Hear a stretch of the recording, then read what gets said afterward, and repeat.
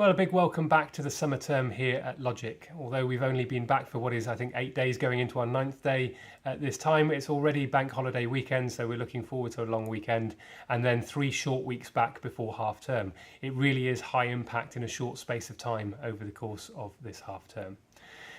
The weather isn't the only thing that's been hotting up over the past couple of days. The Spicy Noodle Challenge was undertaken yesterday by a number of staff at the behest of our Year 12 business students who organised a first type of event for us this year.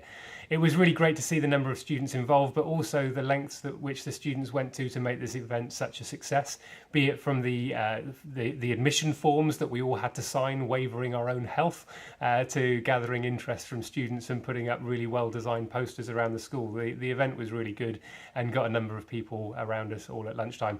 I didn't win. I think I'm quite grateful not to have won. The noodles were very spicy, but it was a great event enjoyed by all.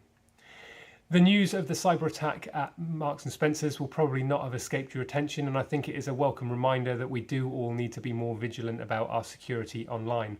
Having the same password across a number of websites is really, really dangerous, and we should be making use of things like password managers online so that we can have a unique sign-in to every single website that we use.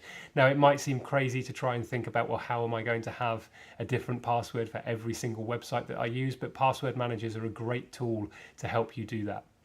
Then making sure that you have the tightest, most secure, longest, craziest password on that password manager with some form of multi-factor authentication, so be that your phone or be that some other form of identifier, and that it is the only way to keep ourselves safe online.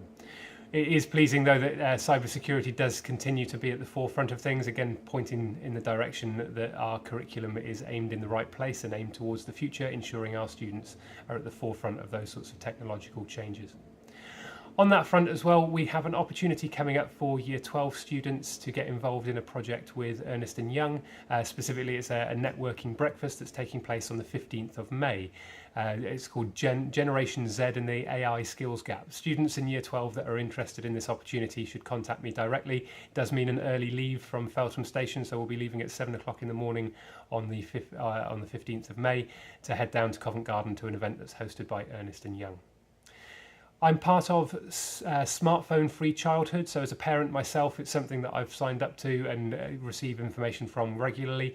In a recent email update from them, there's some key information there about the use of Snapchat and how it's used for something called sextortion, where students are being extorted using sexually explicit images or being asked to send sexually explicit images before being extorted online.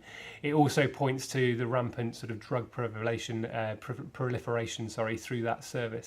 Now, again, I'm not ignorant enough to say that to think that simply saying that Snapchat is potentially a harmful thing is going to mean that suddenly our students are going to stop using that service, or you as parents are going to stand a chance at moving your children on from those services.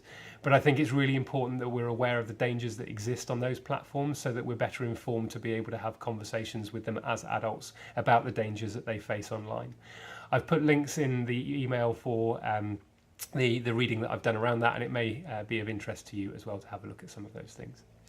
Exams have already started, so since returning after Easter, our Year 12 and 13 students have been undertaking external BTEC exams.